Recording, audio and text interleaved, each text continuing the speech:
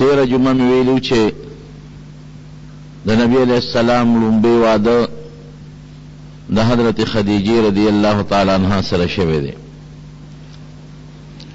او دغه وخت د نبی علیہ السلام مبارک عمر 25 کاله او د بیبي خدیجه رضی الله تعالی عنها عمر 40 کاله او د حضرت خدیجه رضی الله تعالی عنها په خواهش باندې دا نکاح شوی و واده شوی او دا الله په دې کې ډېر حکمتونه دي ډېر رازونه دي په دې کې اب ان شاء الله چې ته موقع پیښ شي نو زه به یو بیان تاسو ته په دې وکړم چې د نبی علیہ السلام دا زیات ودونه ولې شوي دي او لومبی واده د حضرت خدیجه رضی الله تعالی عنها سره ولې شوی دی دا ځان له موضوع ده ان شاء الله مقرر شي بیا به درته ووایم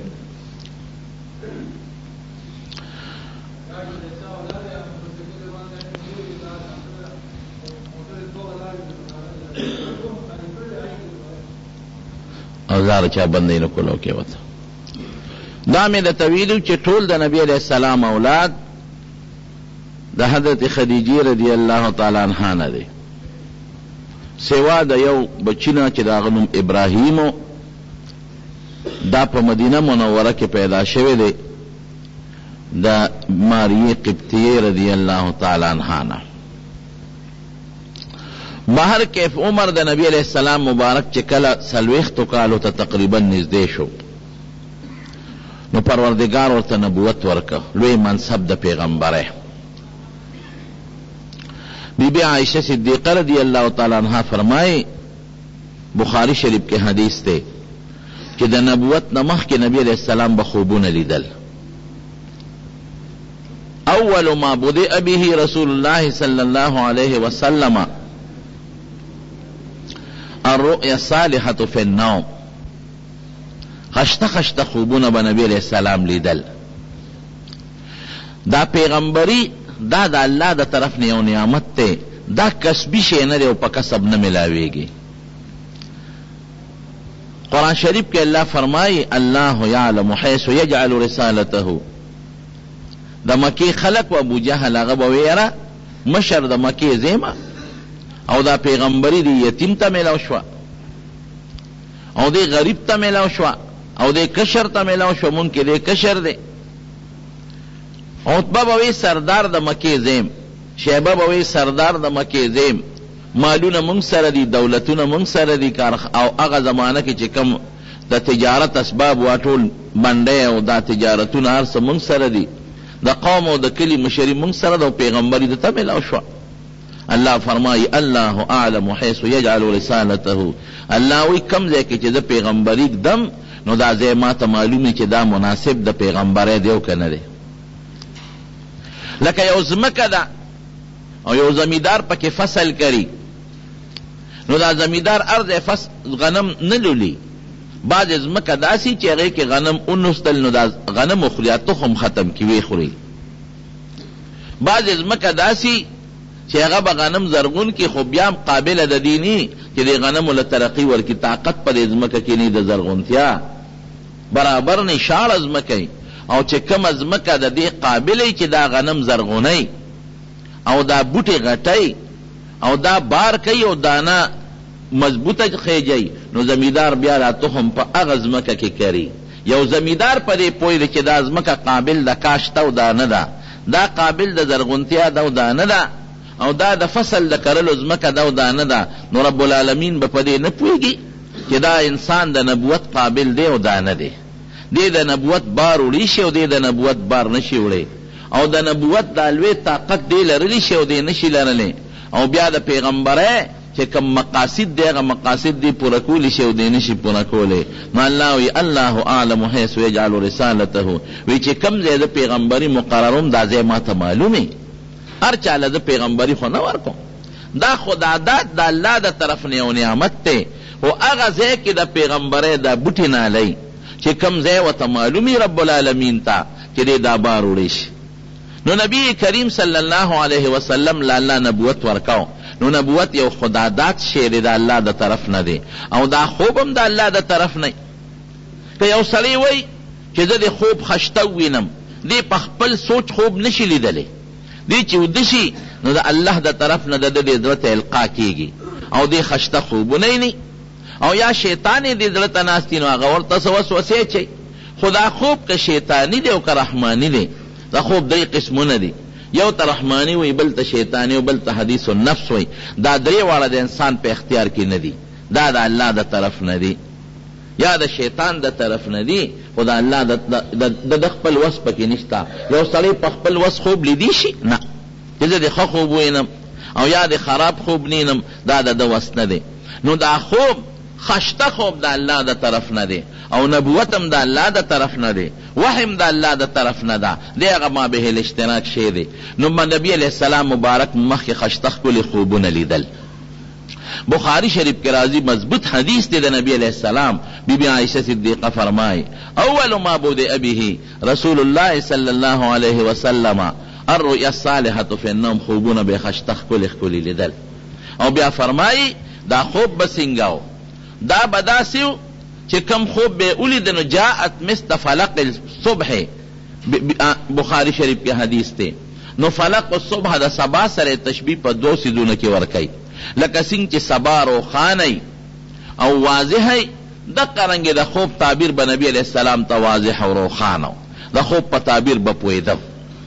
او یا مثل فلق الصبح زموږ علما لیکي وی لکه سبا چې روخیږي نو د شپې هغه تیاره ختم شي، د سړي په دې زړه کې یو انشراح پیدا شي، یو کولواله پیدا شي، یو انبساط پیدا شي، فراخی پیدا شي، زړه خوشحاله شي.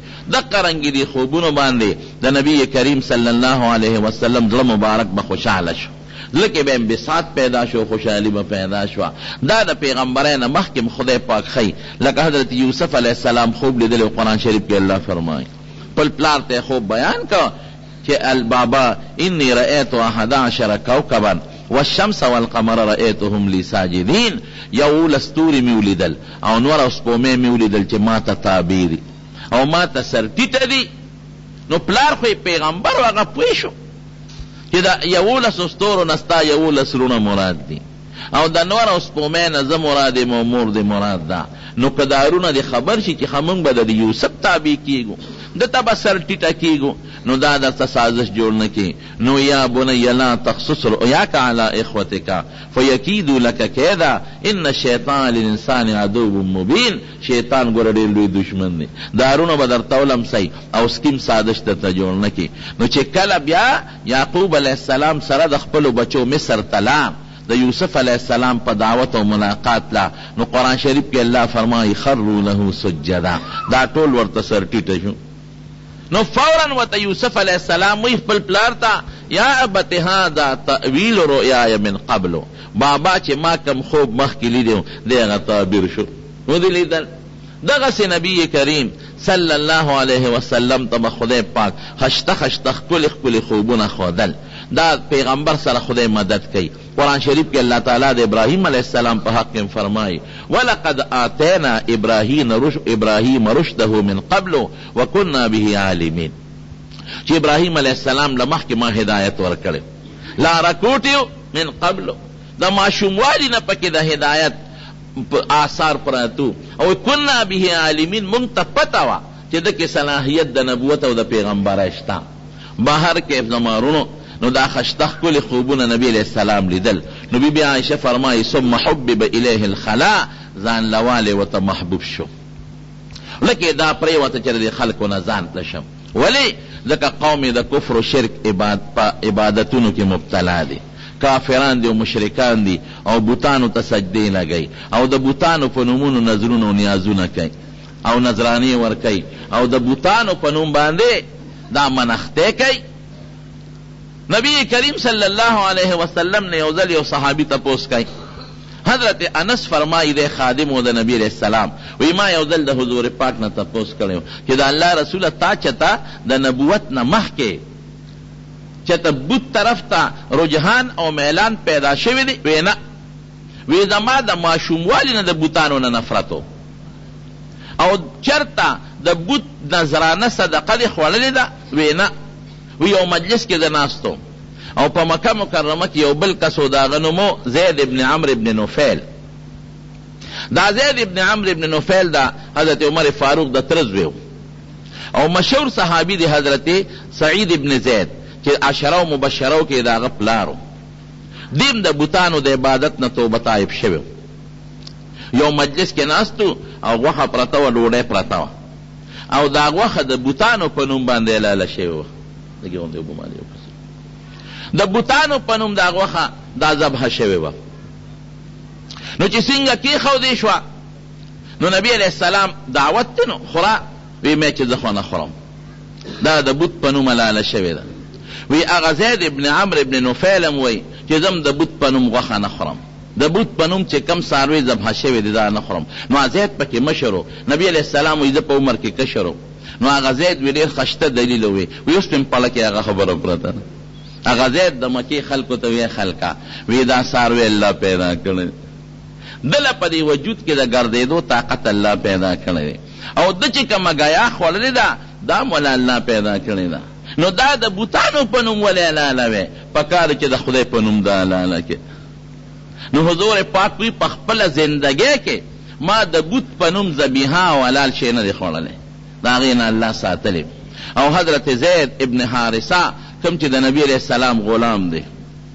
یو ځل طواف کو د بیت الله د بیت الله نه ګیر چاپېره بوتان پراتو نو زمونږ به دا عادت و چې مونږ به هغه بوتانو له ګوتې وړلې لکه اوس چې سړی طواف کوي او حجر اسود نه لاس یوسي دا یو احترام دی دغه رنګې به دوی د هغه خپلو بوتانو احترام کو نو ما مونږ به چې تلو نو بوتانو له هم ګوتې وړئ نو ما یو بوت اصاف د هغه نوم و وی هغه بوت له مې ګوتې یوړئ نو نبي علیه السلام منې کړم چې مه وړه ګوتې ور ونه وړئ نو چې دوباره بیا پرې رالم نو ما دوباره قصدن ګوتې ور وړئ چې نبي علیه السلام به څه وایي نو چې دوباره مې ګوتې یوړئ نو یې په سختۍ منع کړم تا ته معنا وي چې دې له ګوتې مه وړه دا څه شیزونه دي د کاڼي نه په خپله تراشی او جوړوی او بیا تعظیم او احترام کوي دا جاهلیت په دنیا کې چې قمقل قوم دی مشرکان دي چې څوک شرک کوي د ده نه قمقل شی بل نشته دی لوی رب چې دا ټول کائنات یې رونو پیدا کړي او د دې ټولو کائناتو د چلن انتظام یې کړی دی هغه خدای سره شریک ګڼل او د خپلو لاس مورت یې جوړول او هغې له سترګې او غاښونه او هغې له شکلونه جوړول او هغه مالک د خیر او د شر ګڼل دا ډېر لوی قمقلتوب شکر الحمدلله موږ په دې خوشحاله یو چې خدای زموږ په زړه کې صحیح ښکلی توحید او د ایمان عقیده اچولې ده او خدای دې په دې عقیده ژوند او مرګ نصیب وګرځولی نو نبی علیه السلام د دې څیزونو نه به ځان ساته مکمل نو چې کله دا خوبونه لیدل شروع شو نو نبی علیه السلام ته حبب الیه الخلا ځان لشو دا ورته خوښه شوه چې د دې ځان لشم نو حدیث کې راځي په بخاري شریف کې چې ځان لشو نو کم خوا به ته غار حرا ته به ته غار حرا ته به لاړ بخاري شریف کې په دې ړومبو صفو کې دا حدیث ته نبی علیه السلام مذکور دی غار حرا ته به لاړ غار حرا یو غر دی په مکه مکرمه کې هغې ته جبل نور وایي دا هغه غر په سر کې یو غار دی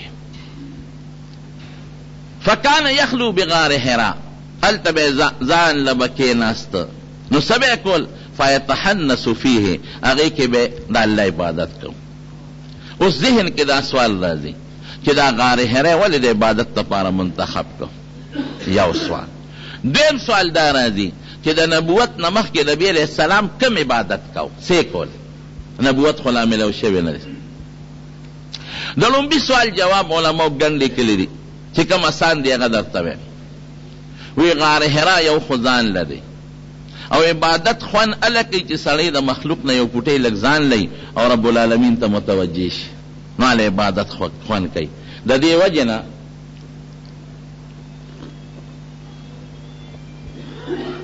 د شپې د عبادت فضیلت ډېر راغلی دی تهجد ولی ځکه دی د مخلوق نه ځان لي خلکو دی ریا پکې نه شر شور پکې نه نو سړی الله ته پوره متوجه وي د خلکو مخکې چې عبادت کې څوک به ټوخي کوي څوک به شر کوي څوک به چغې وایي نو ستا توجه به د الله نه هغه بندګانو طرف ته پیدا شي چې سړی ځان له عبادت کی توجه صرف رب العالمین ته الله ته خشوع خضوع مزیدار نو یو خو غار حرا ځان لدی نو ته به وایې چې ځان له ځای نه خو نورم ډېر و که نه دی ولې غوره که. نو بعضې علما وایي وی د نبی علیہ السلام نیکه عبدالمطلب دغه ځای کې عبادت کړی نو ځکه یې دا ځای خوښ و. یو جواب دام دی ټیک ده. بعضې علما وایي وی دا داسې ځان له ځای چې د خلکو د رسېدو نه محفوظ و. واقعي غار حرا په هغه غر کې اوچت دی تقریبا څه کیلومیټر یا د هغې نه کم و زیات مزل دی ورته د غر د ویښ نه چې بره خیږي. نو څوک رسېدل رسایي ورته ګرانه ده نو سړی پکې ځان له مطمئن عبادت کوي. لیکن رونو مزیدار خشته جواب یې دا دی که تاسو لاړئ خدای مبوزه او غار حرا ته ورسېدی او د هغې محل وقوع ته مکتل نو پخپله به محسوس کړئ چې دا ځای ډېر مزیدار. ولې ځکه هغه ځای داسې دی لکه ته به دا جوړ د عبادت دپاره دی. ځان له یو خشته مزیدار رکوټې غار چې نه پکې سړی ودرېدی شي نه پکې سړی سملاستېدی شي ډډه به پکې وی او مخې بلکل بیت الله شریف ته مخامخ دی بلکل مخامخ. سړی چې هلته کې په غار حرا کې کینې ودرېږي او یا کینې په هغه غار کې نو مخامخ بیت الله. اوس خو بیت الله ځکه نه ښکاري چې ګیر چاپېره ته برنډې دي خو د بیت الله برنډې اوس هم د هغه ځای نه ښکاري. نو سړی په خپله محسوسوي چې که دا برنډې نه وي نو عین بیت الله په نظر راته. نو داسې ځای دی چې ځان لم دی د خلکو د رسۍ نه بچ دی اوچتم دی محفوظم دی او یو داسې غار دی چې ته به یې عبادت دپاره مستقل جوړ دی او مخامخ دی بیت الله شریف ښکاري.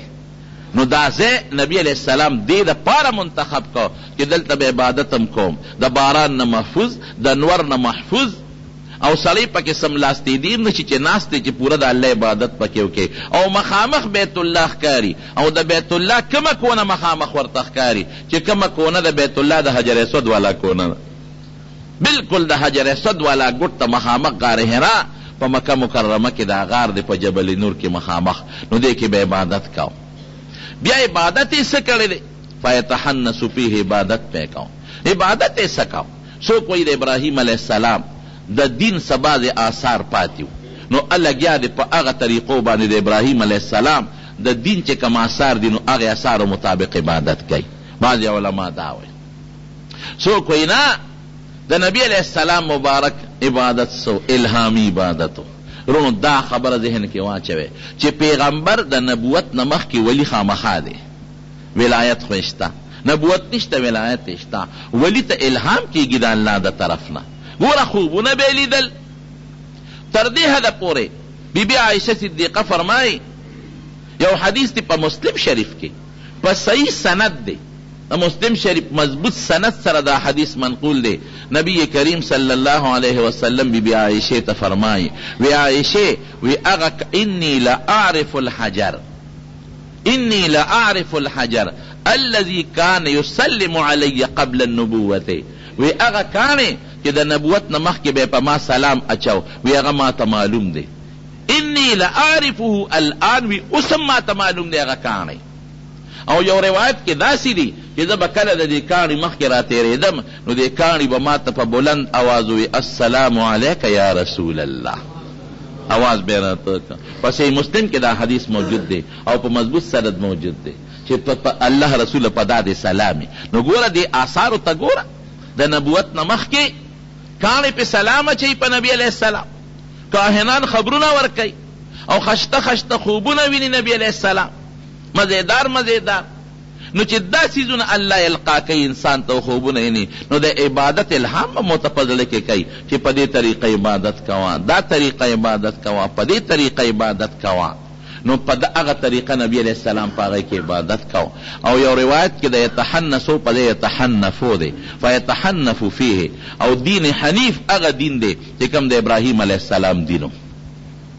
یو حدیث پاک راضی الانبیاء كلهم اخوة بني العلات وی انبیاء ټول علاتیرونه دي ابوهم واحد و امهاتهم شتى وی پلار یو دی او میندې جدا دي.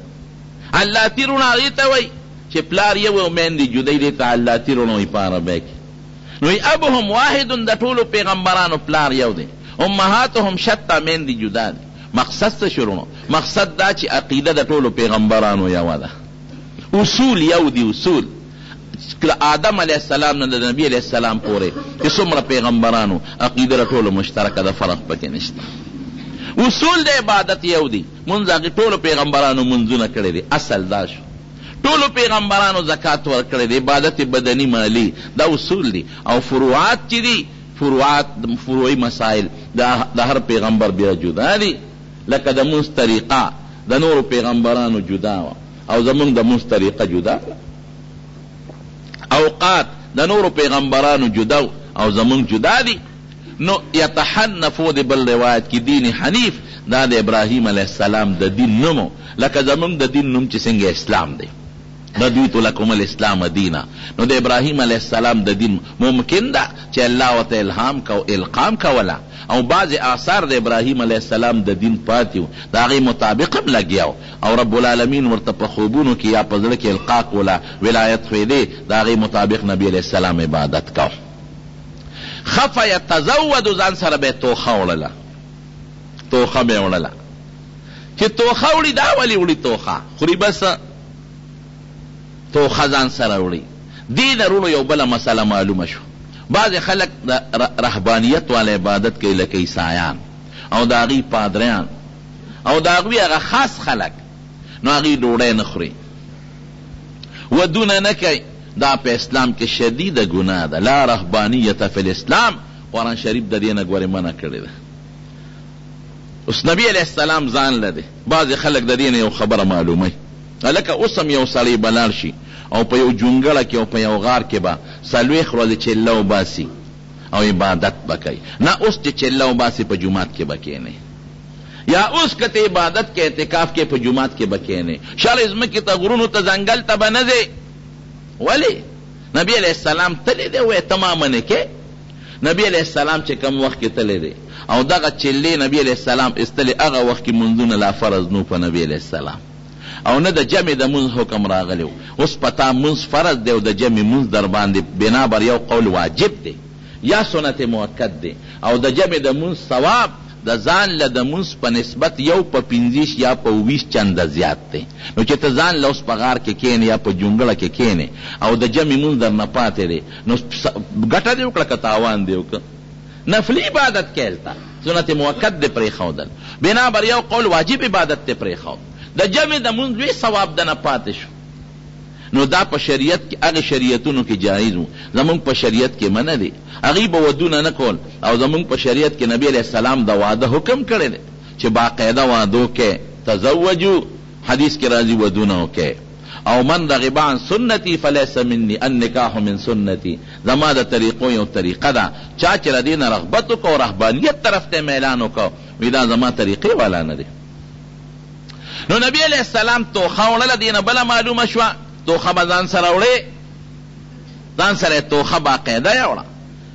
او حدیث کې راځي چې کله به موده تېره شورا به نغی، بیبي خدیجې ته به پته وه چې نبی علیہ السلام سره به اوس توخه خلاصوي، نو حضرت خدیجې رضی الله عنها به ورسره توخه وړله. توخه به یې سو ستوان به ستوان عموما، اوبه به یې بتکي کې به یې ځان سره اوبه یې وړی. قسم دی سړی حیران شي چې د خدیجې رضی الله عنها د حضور پاک سره څونه محبت و، الله ول انتخاب کړی دی او څومره تکلیف یې برداشت کړی دی. د دې زمانې ښځې به داسې ونه کړي. سړی چې طاقتمن سړی وي نو غار حرا ته نشي ختې، ګران کار دی. په زرو دمو به خیږي، په سلو هم نه، په زرو هر 2 قدمه پس به کښېنې، ګران کار دی. نو ما وی خدای مونږ نشو ختې، ځوانان یو تکړه یو، او بیبي خدیجې سره به د اوبو بتکې مو او ستوان او خوراک به مور سره، او د دې ویښ نه هغې سره پورې نبی علیه السلام پسې وړلي دي. داسې بیبي والا خدای پاک ورکړی وه. نو توخه به ورسره پرته وه، په هغې به یې خپل ګذر اوقات کو. نو چې 40 کاله ته عمر ورسېد، نو رب العالمین نبوت والا ورکړه. په 2 تاریخ نبوت میلو شو. نو علما پکې لږ اختلاف کوي، څوک وایي نبوت دا د ربیع الاول 5 تاریخ میلو شوی دی، ځکه پیدایش د نبی علیہ السلام د ربیع الاول 5 تاریخ.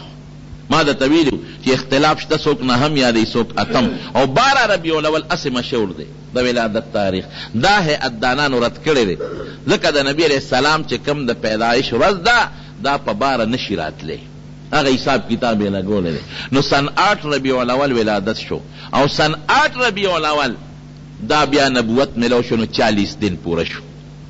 او بعض حضرات وینه پر رمضان 19 تاریخ نبوت ملو شوی دی، نو بیا تقریبا 40 کال او 6 میاشتې تقریبا ترې نه جوړېږي. بهر کیف نبی علیہ السلام دا واقع په خپله ذکر کوي. دا د حضور پاک د خولې مبارکې وینا ده. وی زه ناستم په دې غار حرا کې او دې کې یو څو کسان راغلل. زه راپاڅولم د خپل ځای نه. لومبې خو یې زما شق صدر وکړه. هغه کومه سینه مبارکه چې شلی ما درته مخکې بیان کې ویلي چې 4 ځله د نبي علیہ السلام شق صدر شوی دی، سینه مبارکه ورته سیرله شوې ده. یو چې کوم وخت بیبي حلیمې کراو، دویم د نبی علیہ السلام عمر 10 کاله، او دریم چې کوم وخت نبوت ورته ملاویږي، او 4م چې کله نبی علیہ السلام د معراج په سفر ته، دا 4 کرته دا شق صدر شوی دی. نو نبی علیہ السلام په خپل ذکر کوي، بیهقی په دلائل النبوت کې دا واقع ذکر کړی ده، او جلال الدین سیوطی په خصائص کبرا کې دا واقع نقل کړی ده. دا د نبی علیہ السلام زبانی ده. وی 2 کسان رالل. رستو بیا حضور پاک فرمایي یو حضرت جبریلو او یو حضرت میکائیلو، وسره نور فرشتیم دي. نو یې زه پاسولم، نو یې زما دا سینې دې ځای کې وشلوله، او زما زړی ووینځه د زمزم په اوبو باندې. وی سامان یې ټول د جنت نه راوړی دی او بې د زمزم استعمال کړي دي. دا ګورېرونو د عام عادت خلاف کار دی. دا د عقل نه بار دی او د عادت نه باره خبره ده. نو زمونږ د عقل او د عادت نه چې کوم شی بار هغې ته معجزه وایي. لکه د کاڼي خبرې کول، څوک مني چې کاڼي به خبرې وکړي؟ کاڼي خبرې د نبی علیہ السلام سره دې ته معجزات وایي. یو د عقل او د عادت نه خلاف کار چې د یو نیک صالح مسلمان نه صادر شي نو هغې ته کرامت وایي، او د عقل او د عادت نه خلاف کار چې د پیغمبر نه صادر شي هغې ته معجزه وایي. یو ټکي باندې م پویو، بعضې وخت یو اکسیډنټ وشي، یو سړی پکې بچ شي، چې ته تپوس لور شي نو څه وایي؟ وی بس په معجزانه طور سے بچ گئے. هلکه ته پیغمبر یې څه چې معجزانه طور پر بچ گیا؟ دا غلط خبرې دی. معجزانه طور صرف پیغمبر له راځي. دا ووایه چې الله مې مدد وکړه، یا غیبي طور خدای بچ کړم. مونږ خلک څه وایي؟ یاره جي بس د خدای یو معجزه ونو، دا زر وایي که نه وایي؟ هلکه څنګه بچ شوې؟ یاره بس یو معجزه وه. نو ته پیغمبر یې؟ معجزه خو په اصطلاح کې د پیغمبر سره خاصه ده. نو دا د اصطلاح نه ځان ساتي. دا به نه وایي چې معجزانه اخبار کې به م غټ سرخي به لګېدلي معجزانه طور پر بچ گئے. معجزانه طاقت معجزه صرف د پیغمبر سره، ما سوا د پیغمبر هغې ته کرامت ویلی شي، د الله مدد ورته ویلی شي. معجزانه لفظ به نه استعمالی. دا د شریعت په اصطلاح کې صرف د پیغمبر هغې کارونو ته وایي چې د عادت او د عقل نه بار صادر شي. نو دا هم د عقل او د عادت نه بار خبره ده. سینه شلیږي، وینه ترې نه بیږي، او سینه بغیر ګنډلو بیا پیوس کېږي، او زړه انځلې کېږي. نو سامان ټول د اپریشن د جنت نه راغلی دی. نبی علیہ السلام وایي او اوبه د زمزم استعمال شوي دي. علما د دې نه معلوموي چې د زمزم د اوبو نه برکتي اوبه په جنتونو کې هم نشته. د حوض کوثر نه هم دا غوره دي. ولې که نورې اوبه د دې نه بهترې وې نو د نبي علیہ السلام د زړه د مبارک د انځلو دپاره بیا هغه اوبه راوړی وې. چې سامان د جنت نه راوړي نو ابې راوړی وې که نه، د زمزم په اوبو یې وینځه، او د زړه سر داسې پوټۍ غوندې لوتله وه، وی هغې ته لرې کړه، ویې غورځوله، او نبي علیہ السلام ته یې اورئ، وی دا د انسان په زړه کې د شیطان د ناستې جالۍ چې دا ترې لرې کړو، ختمه کړو. او یو کاسه وه د سرو زرو چې هغه د ایمان او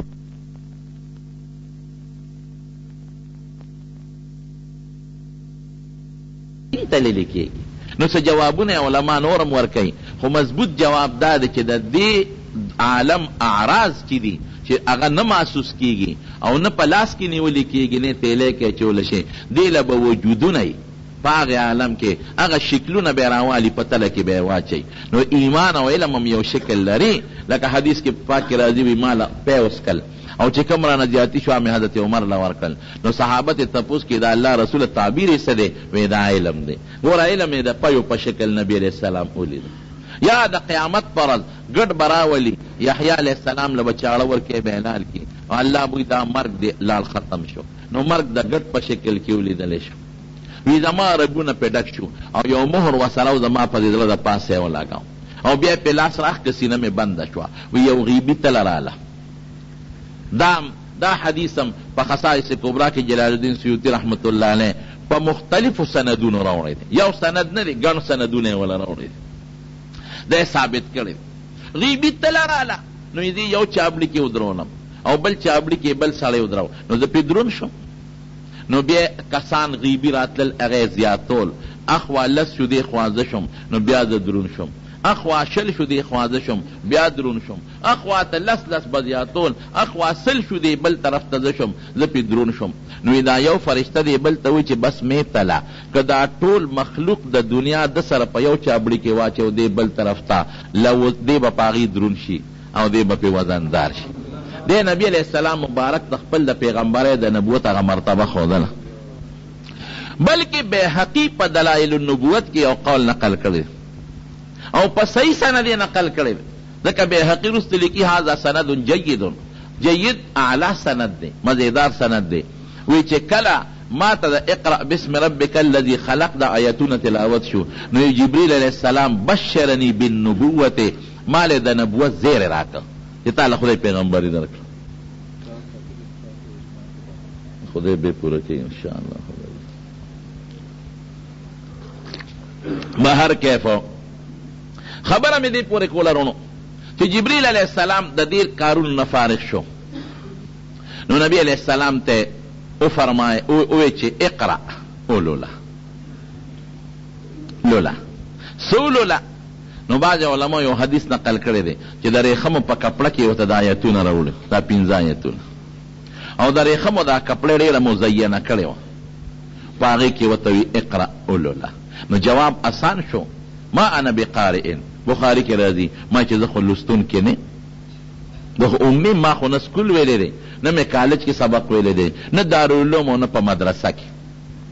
خو دا روایت یو پوټی کمزوری دی.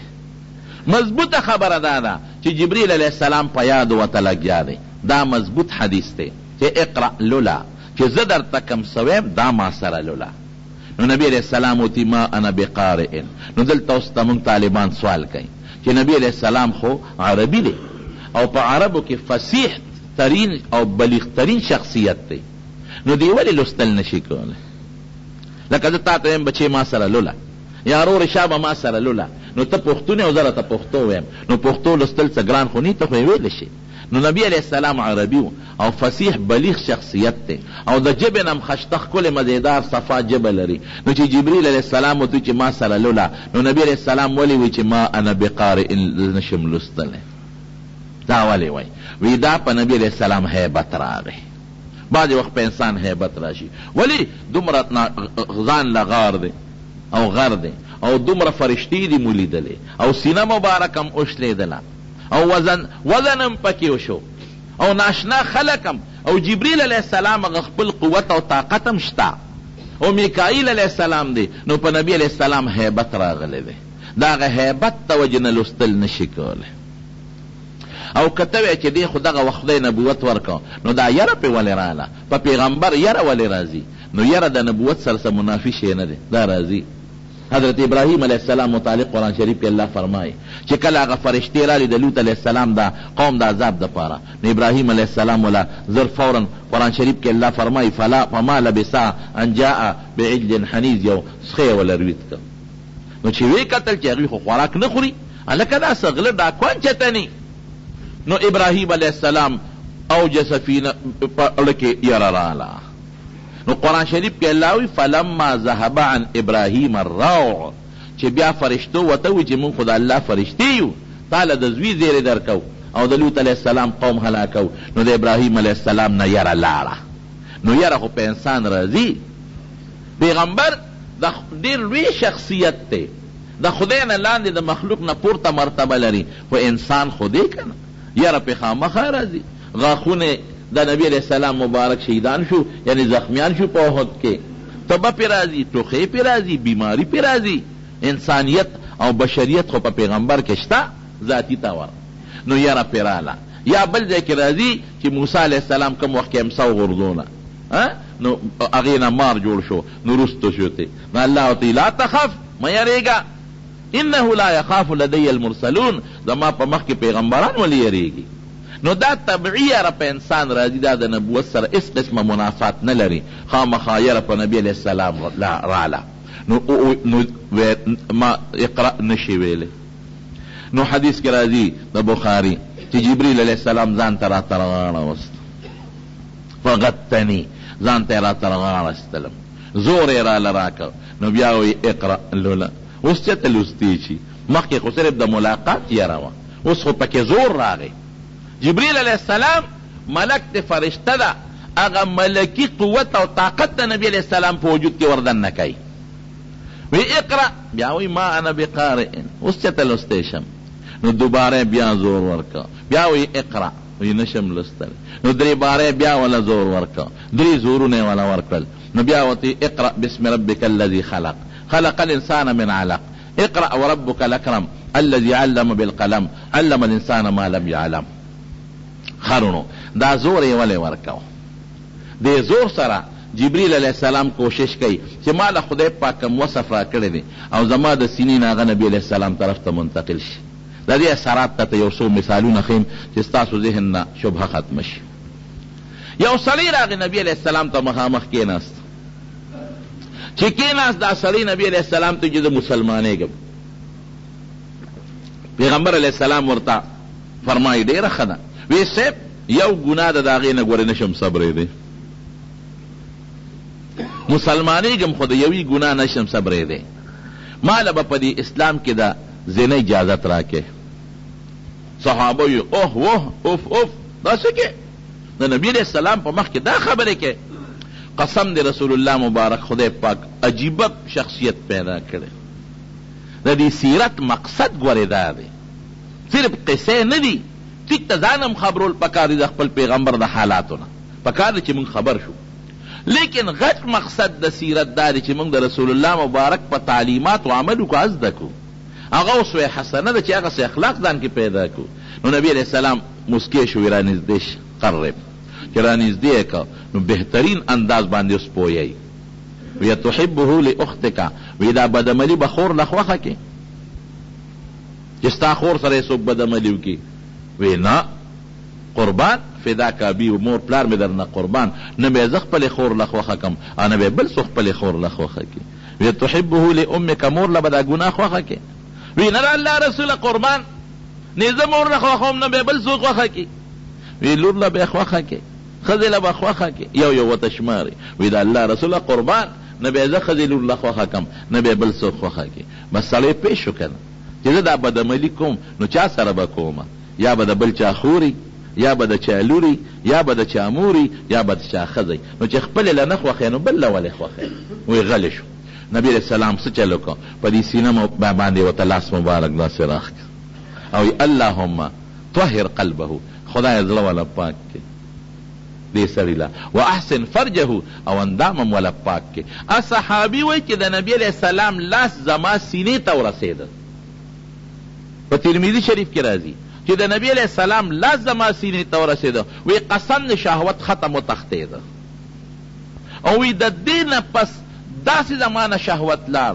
چې زما به خپلې بیبي تم د ضرورت هغه ډېر کم ضرورت پېښېده پردو خلکو ته خو مې د سر نه د ګناه هغه توجه بلکل ختمه شوه دا یوه شو دویم مثال دله در کوم حضرت جریر ابن عبدالله بجلی نبی علیه السلام لیږه چا یو کعبه جوړه کړې وه د بیت الله په مقابله کې په یمن کې نو دی یو لیږه وی لاړ شه او لښکر دله در کوم دا کعبه د بیت الله مقابله کې روانه که حضرت جریر ابن عبدالله ورته وایي وی صاحب زه په اس نشم ټینګېدی وی چې په اس کېنم را پروزم وی دلته راشه نبی علیه السلام وله په شا لاس کېښود او دعا یې ورته وکړله او وی د نبی علیه السلام د لاس لګېدو سره زما په وجود کې داسې طاقت پیدا شو چې تر مرګه پورې ما نه بهترین شاه سوار بل نشته او د اس نه بیا چېرته نیم پرېوتلی دا دوه شو دریم مثال به دله درکم حضرت ابو محذوره رضی الله عنه وایي وی نبی علیہ السلام چې کله مکه فتح کړه او طائف او حنین دا علاقې فتح شوې نو پیغمبر علیہ السلام را روانو نو زمونږ د کلي په خوا کې دمه واچوله دی د مکې سره خوا کې یو بانډه کې اوسېده وی د مانځه وخت شو نو مؤذن لګیا دی بانګ وی نو زیم یو څو ماشومان نور دی مونږ د هغه بانګي پیښې کولې چې څنګه چغې وي هغسې چغې مو والې پیښې به م کولې وی نبی علیہ السلام صحابو ته یې منډه کې دا ماشومان راونیسې وی نور ته وتښتېدل او زه یې راټینګ کړم وی چې څنګه یې بوتلم او پیغمبر علیه السلام ته مخامخ کېنولم وی ما ته وی شابه دا بانګ وایه چې پیښې دې کولی هغسې ووایه نو دی وی دا د الفاظ دي، وی زما دغه وخته پورې د نبی علیہ السلام او د بانګ نه ډېر لوی نفرت و، ډېر نفرت مې وی ما ته وی شابه وایا، وی شروع مې وکړه، وی یارېدم که مې نه کوله او مې نه وهي، شروع مې وکړه خو نفرت مې و. نو پیغمبر علیه السلام دا لاس راواغېسته او زما په سر یې کېښود او زما په دې مخ یې داسې راښکو او د دې مخ نه لاندې لاړ زما دې سینې لی دا لاس راورسو مبارک. وی د حضور پاک د لاس یخوالی مې په داړه کې محسوس کو او وی د لاس لګېدو سره راته خدای بانګ خوښ که. نو شهادتین په نبی علیه السلام دوه ځله وی، زمونږ د طالبانو ته ترجیع وی په اذان کې، یو ځل وی اشهد ان لا اله الا الله، اشهد ان لا اله الا الله، اشهد ان محمد رسول الله، اشهد ان محمد رسول الله. دې په یو ځل وی دوباره په بیا وی. وی څنګه حال دی؟ وی سیب بیا ایمان راته خایا. هغه ابو محذوره خدای مسلمان کو، نو د مکې مکرمه مؤذن مقرر ک. وی د مکې مکرمه مؤذن می ته مقرر ک. دا بل شو. د دې ډیر زیات مثالونه دي، د دې تاثیرات وی د روحاني اثر او روحانی تاثیرات وی. نو جبریل علیہ السلام نبی علیہ السلام ځان ته درې ځله راته راغله باسي دې دپاره چې هغه د ملکیت څه ناسه طاقت د نبی علیہ السلام دی. ولی اوس به ملاقات جبریل سره بار بار کېږي، نو چې بار بار کېږي نو هر وخت په ده داسې یره راځي، نو قرآن شریف سره به څه کوي؟ دا خو وحی ده. نو هغه خپل طاقت او قوت یې وردن نه کو. زمونږ بعضې علما د هغې یو اوږد درې نسبتونه دلته ذکر کوي، نسبت انعکاسي، نسبت القایی او اتحادی وغیرہ، خو هغه تفصیل د طالبانو سره تعلق لري نو درته نه وي. دا درې زورونه نبی علیہ السلام ورکړو ته اقرا. ګوره رونو لومبې قرآن شریف دا 15 آیتونه دي. در حقیقت لږ به یو فوټې دلته سوچ کو، 15 آیتونه دي، 4 علمونه دي. ګورئ لومبې 4 علمونو ته اشاره کېږي، ظاهر کې خو موږ ته 15 آیتونه ښکاري. یو زمونږ پښتانه چې ورته ناظره وی، نبی علیہ السلام ته وی اقرأ ما سره لولا، نبی علیہ السلام ورسره لولي. مونږ دا ماشومانو ته چې سبق ښایو نو مونږ ورته څه وایو؟ ناظره ورته وایو، چې دا پښتانه ورته خوینده وی او دا ښځې مو ورته پخوینده وایي، پخوینده وایه، په ناظره وایه. دا ناظره شوه، د قرآن لوستل دا یوه شو. دویم وی ما سره وایه، ما درته ویلو چې راجح روایت دا دی، ما سره وایه چې زه ویم. نو حفظ په یادو ورته یادی، کاغذ یې ورنکه چې دا ځان سره کور ته یو سو د دې نه وایه. حفظ تی ثابت شو. او نبی علیہ السلام تبا همدقسې قرآن شریف چې څنګه جبریل علیہ السلام تلاوت کا نو یادېده به ورته. دریم عقایدو ته اشارت شو، اقرأ لولا بسم ربک الذي خلق. ګوره لومبې آیت الذي خلق، دا هغه ذات نوم واخله چې هغه د دې ټولو کائناتو خالق دی. دا د عقیدې لومبې باب شو چې کوم ذات دا ټول کائنات پیدا کولی شي، اپا تا کې د لوستو طاقت هم پیدا کولی شي.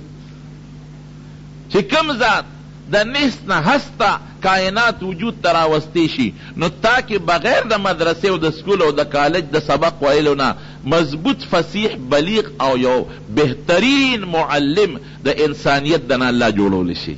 او خدای پاک وکړله. زم دا غار حرا ولی خدای منتخب کړه. دې کې الله یو بل حکمت ته اشارت کوي چې د دین خودل نه بلډینګ غواړي، نه لوی مدرسه غواړي او نه لوی دارالعلوم غواړي. که لوی مدرسه لوی بلډینګ لوی دارالعلوم او لنګر او هاستل وغیره هر څه پکې وي نو ټیک ته فایده به ډېره زیاته. خو که یو سړی وایي زه دین بل ته رسول غواړم او دې په یو شعر ځای کې هم کېناسته او د دین کار یې شروع کړ او په یو شال جماعت کې هم کېناسته او د دین کار یې شروع کړ، نو رب العالمین به د ده نه مخلوق ته ډېر لوی خیر ورسوي. ګوره غار حرا کې د انتخاب شو. او لومبۍ خبره عقیده ده، بنیاد د انسان د عمل عقیده ده. ګوره که عقیده دې بربادی او ته ډېر منځونه هم کې او ډېر نفلونه هم کې او ډېر تهجدونه هم کې، نو ګورې دا د خدای په نیز د ماشي د وزر برابر قیمت نه لري. الذي خلق او مفعول به نشته، را طالبان په پوهېږي دې نه وروسته یو مفعول غواړي. الذي خلق دا نه چې خلق السماوات اسمانونه پیدا کړل، یا خلق الارض مکه پیدا کړه، یا خلق الانسان انسان پیدا کړ. دې کې تعمیم ته اشارت دی چې د ټول مخلوق خالق څوک دی؟ رب العالمین. نو چې دومره لوی ذات دی اده سره او د هغه نوم بسم ربک د مدد دپاره د بېل استعانت دپاره ده. د الله د نوم مدد ځان سره واخله چې کوم ذات د کائناتو خالق دی تا کې د وینا طاقت او د معلمیت د انسانیت د معلم طاقت پیدا کړل شي. ربک کې دویم عقیدې ته اشارت شو چې عقیده به دې دی چې ګورې د دې ټول خالق رب څوک دی؟ الله دی. رب د مربي په معنا سره دی یو شی کمال ته تدریجن رسول، لکه نطفه ده د هغې نه د مور په ګېډه کې خشته ښکلی انسان جوړ کو، او بیا چې بار میدان ته راغی نو هغې کم ځای ته کمال ته ورسو. دې ذات ته څه ویلې کېږي؟ رب ورته وایي. هر یو څیز د لاول پوټې وي تدریجن رو رو رو رو په قلار قلارې کمال ته ورسوي. دې زمیندار ته مجازي رب وایي، ځکه چې تیغه روزي نو کله سر اچوي، کله خاختراشي کوي، او کله دارو درمل، نو هغه بوټې کمال ته ورسېږي. دا مجازي دی، په حقیقت کې دا کارونه الله کوي، دی یو ظاهري سبب. نو رب سمانا تاکي تدریجن د لوستلو او د بل د پویولو او د قرآن د تعلیم طاقت زه پیدا کوم، رب نیمه. او دریمه خبره شوه، بسم ربک الذي خلق الانسان من علق. دا عجیبه دلیل دی، انسان د وینې د یو لوتړی نه پیدا کړ د مور په ګېډه کې. علق اصل کې د علوق نه ماخوذ دی، یو هغه شی چې هغه چسپان کېږي یو شي پورې، هر شی چې وي یو بل شي یو شي پورې چسپان شي او ولګي یو ځای کې یو ټاکی دی راواغېشته او یو دیوال پورې دی ولګوله، دې ته ویلې کېږي. د دقه څیز نه الله یو خشته ښکلی انسان پیدا کړ. خلق الانسان یو انس او محبت والا او یو قابل شخصیت، دا د دغه څیز نه خدای پیدا کړ. نو الله وایي چې دا کولی شم. ګوره لوی عقیده ده، خالق شو، مالک شو. دا ماشوم چې بیا د مور په ګېډه کې لویږي، د دې لویولو پسې چې څومره طاقتونه لګېدلي دي، دا طاقتونه ټول د چا په لاس کې دي؟ دا د الله په لاس کې دي. دې ماشوم ته دغه وخت کې د ده نوکان جوړېږي د مور په دې ګېډه کې، د ده غوښه جوړېږي د مور په دې ګېډه کې، د ده سرمن جوړېږي د مور په دې ګېډه کې دننه، د ده وازګه جوړېږي، د ده ویښته جوړېږي په سر د مور په دې ګېډه کې، د ده ګرده جوړېږي، د ده جگر جوړېږي د مور په دې ګېډه کې، د ده کولمې جوړېږي د مور په ګېډه کې، د ده سرمن جوړېږي، دغې چربي هر څه جوړېږي. دا خو مختلف طاقتونه غواړي که نه، دا رسه نه جوړېږي. دا مختلف طاقتونه چې د مور د ګېډې ته الله تعالی د مور د طرف نه په یو پایپ او په یو طریقه باندې وردننه کوي، دا او هر شی خپل ځای لځي. نوکان جوړېږي دلته په دې ګوتو کې، دا نوکان چتم په سر کې جوړ نه شو. دا بعضې بدبختیان وایي د اتفاقیاتو سره کار کوي. هلکه اتفاقي بچیا دا خپې چته سر کې جوړې نه شوې، څنګه اتفاقیات دي؟ دا لاسونه چتم په دې کونډو کې جوړ نه شو، دا پوز او سترګې چتم په دې سټ کې جوړې نه شوې، او دا مخصوص اندام چتم په خوله کې جوړ نه شو. دا څنګه اتفاقیات دي؟ هر شی چې کم ځای له مناسب دی هغه ځای له خپل طاقت رسوي. د مور په ګېډه کې دا کارونه څوک کوي؟ دې ته رب وایي. رب دا معنا ده، دا مفهوم دی. نوک چې د کم شي نه جوړېږي هغه شی به حقه ځای له رسي، هلته به دې نوک جوړېږي. سرمن چې کم ځای کې جوړېږي هغه طاقت به حقه ځای له رسي، نو هلته به دې سرمن جوړېږي. غوښه چې کم ځای جوړېږي هغه طاقت به هغه ځای له رسي، هلته به دې غوښه جوړېږي. جګر چې کم ځای کې الله مقدر کړی دی هغه شی به هلته دی، هلته به جګر جوړېږي. دې ته رب وایي. یوازې دا نه چې پروردګار او پالون کې رب یو ډېر لوی وسیع مفهوم لري. خپې وله جوړ کړي، عقل وله جوړ کړي، دماغ او نري رګونه بیا په دې عقل په دې مازغو کې، او په هغې کې د وینې چلن، نه پکې بیټري شته او نه ټرانسفارمر شته، او ستا زړه لګیا دی خپل حرکت کوي او وینه سپلی کوي او خراب او باسي او تازه وینه وجود ته رسوي، او په وینو کې بیا هغه خولیې هغه څومره دي او په زرګونو هغه سپینې او سرې او قصې پسې. دا چا پیدا کړلی؟ دې ته رب وایي. رب دا ورته ښایي چې زه رب یم، نو تا کې د لوستلو او د تعلیم طاقت پیدا کولی شم. خلق الانسان من علق اقرأ وربک الاکرم الذي علم بالقلم. دو خبرې دي. ربک الاکرم، بعضې وخت کې یو سړی د یو شي تقاضا کوي چې زده کم، استاد یې شومي، استاد ورته پوره خبرې نه ښایي. یاره ولې دلته که زه دا هر څوک یم خو دې ما سره یو شان شو. الله وی ربک الاکرم، ګورې زه سخي مخه چې د کوم څیز تا ته ضرورت دی فټافټ به درته حاضرېږي، زه به درته ښیم. ربک الاکرم الذي علم بالقلم. اوس دې کې بل اشارت شو، علم بالقلم، اسباب به استعمالی. ما هم دله جبریل رالیږم، دې ستا یو سبب دی. قلم شو مثلا، دې زمانه کې کمپیوټر شو مثلا، بل یو شی شو د تعلیم او د تعلم په لار کې چې کوم اسباب دي. خو هغه زمانه کې که کمپیوټر یاد کړی وي شاید چې خلکو چې دا لا څه شی دی قلم استعمال شو. نو د علم دوه قسمه دی. یو سړی چې علم زده کوي دوه سببې دي. یو ظاهري سبب هغې ته وایي قلم شو مثلا، دې ته کسبي علم وایي. او یو وهبي علم دی. قرآن شریف کې الله تعالی فرمایي وعلمك ما لم تكن تعلم وكان فضل الله عليك كبيرا. وی اغا فضل الله عليك عظیما، وی اغا شی تا ته نو معلوم او ما د توخه. یا ماشوم ته هدیناه النجدین، د ښې او د بدې لار ښودل. یا د غوا بچی پیدا شي دا څلور خپې چې اخلي، او د مور غولانځه هغه په خوله باندې لشي. دا طریقې دا هغه وهبي څیزونه دي. الله تعالی القا کوي په یو طریقه، دې ته وهبیات وایي. او یو کسبی دی، هغې کې اسباب له دخل وي. نو دواړه ورته دلته ښایي. علم بالقلم کې کسبي د قلم ذریعه د واسطې په ذریعه چې کوم علم حاصله، او ورپسې راځي علم الانسان ما لم يعلم، دا هغه وهبي څیزونه شو. نو عقیدم شو پکې، او بل اخلاقیات هم ورته ښایي نبي علیه السلام ته چې اقرأ باسم ربک.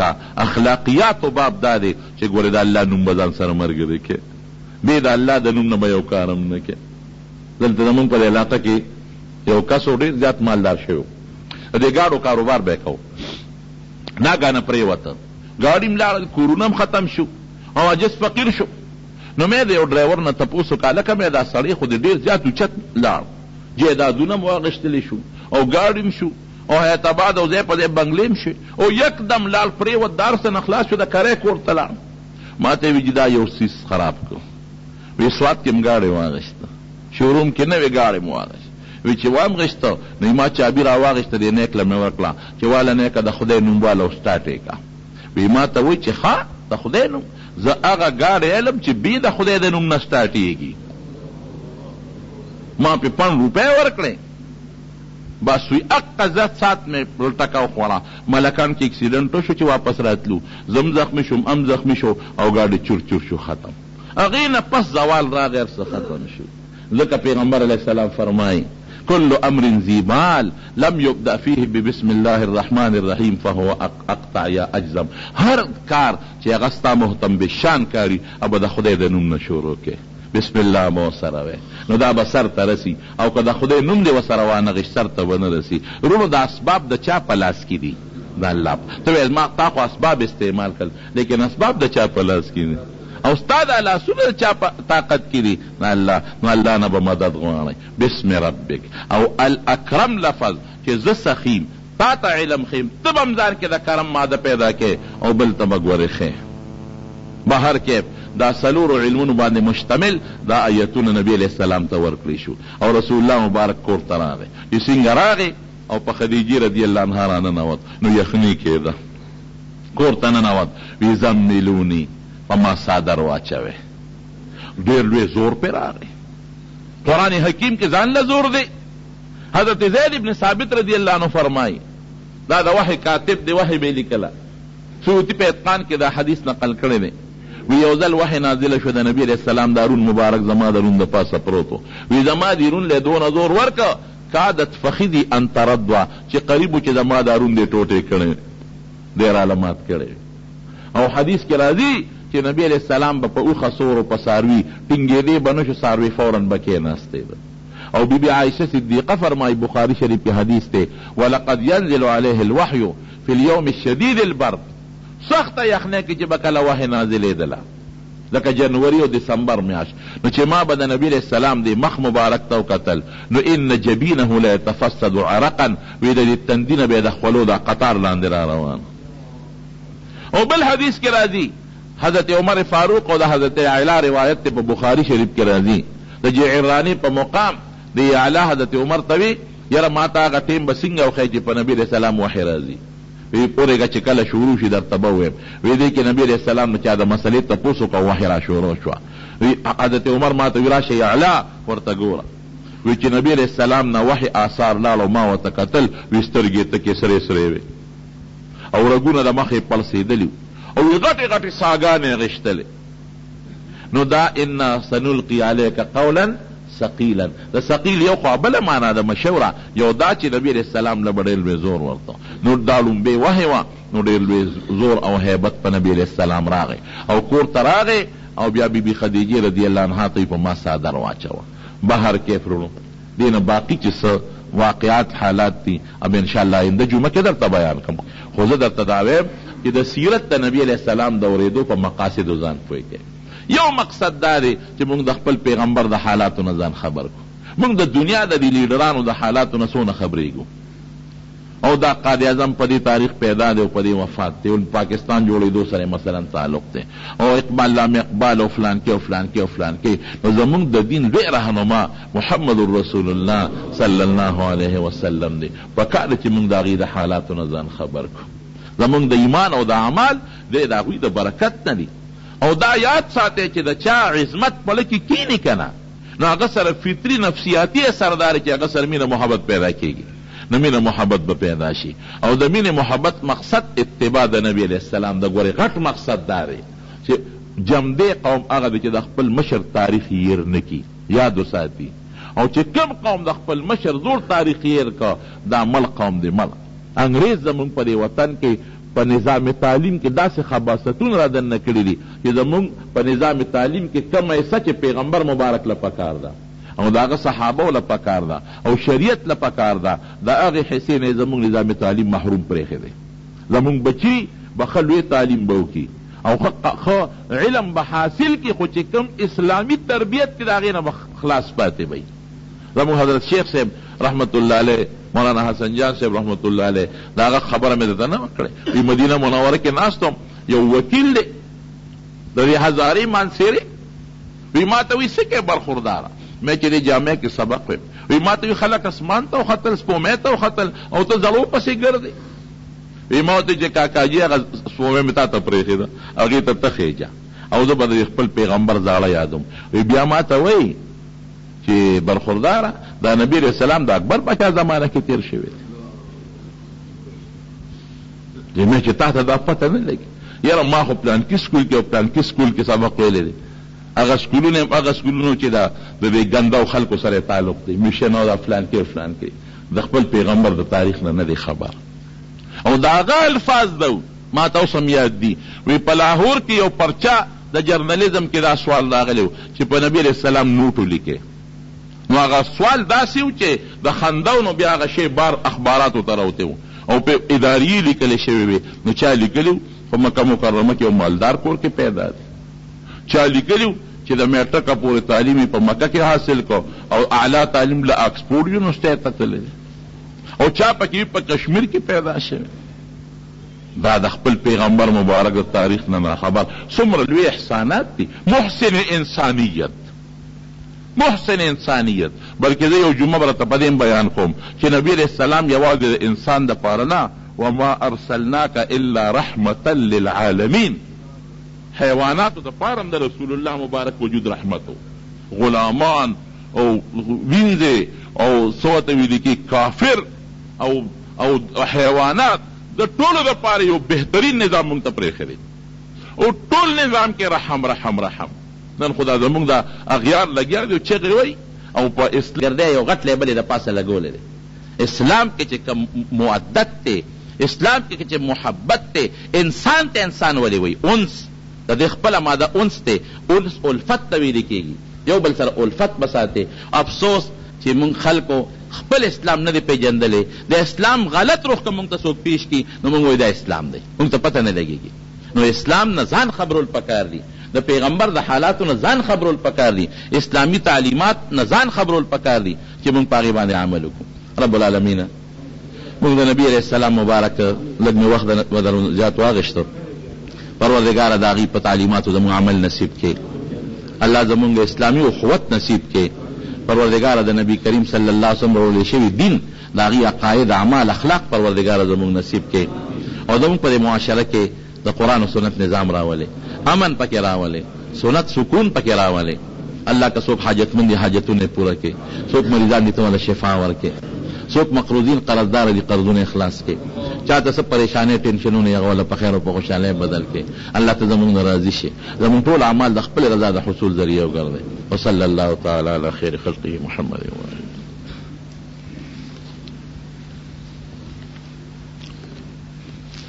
یو سړی مړ شي او د هغه قاتلان ګڼي بالکل په یو کس باندې ګڼو کسانو لم قصاص ورکېدی شي.